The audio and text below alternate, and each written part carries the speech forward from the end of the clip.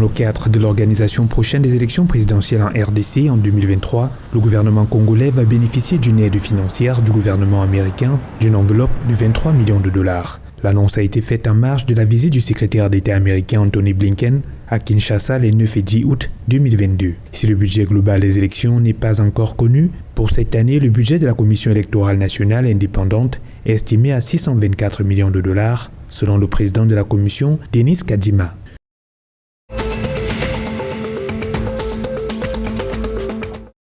Réuni en Conseil des ministres, le mercredi 10 août 2022, le président de la République, Ali Bongo Ondimba, a adopté le projet de loi fixant le cadre général de l'investissement au Gabon. L'instrument qui apporte une avancée dans le cadre de l'amélioration de l'environnement des affaires au Gabon vise à terme à améliorer la compétitivité de l'économie gabonaise ou encore rendre attractif l'environnement des affaires au Gabon dans sa dynamique de promotion des investissements publics et privés.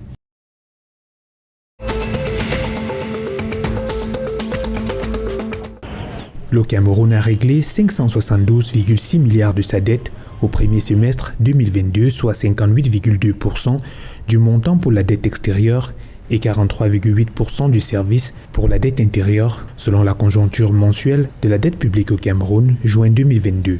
Pour ce qui est de la dette extérieure, 321,2 milliards de francs CFA ont été réglés au cours de la période sous revue, dont 66,8% du service ont été injectés pour le paiement du principal et 33,2% pour les intérêts de la Commission selon la Caisse autonome d'amortissement.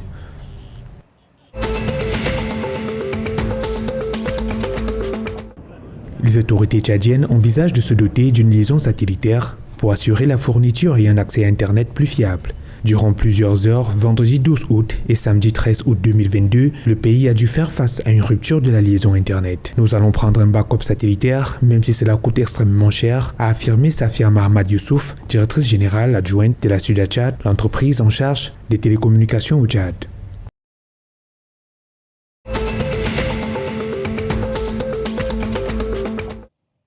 En Centrafrique, les agents pénitentiaires stagiaires sont en grève pour réclamer leur intégration à la fonction publique ainsi que le paiement de 22 mois d'arrêt de pré-salaire. Issus de la promotion 2019 de l'École normale d'administration et de magistrature ENAM, les agents pénitentiaires stagiaires n'ont reçu que 4 mois de pré-salaire sur les 26 mois d'exercice. Le mouvement de grève plombe la qualité de service dans les établissements pénitentiaires.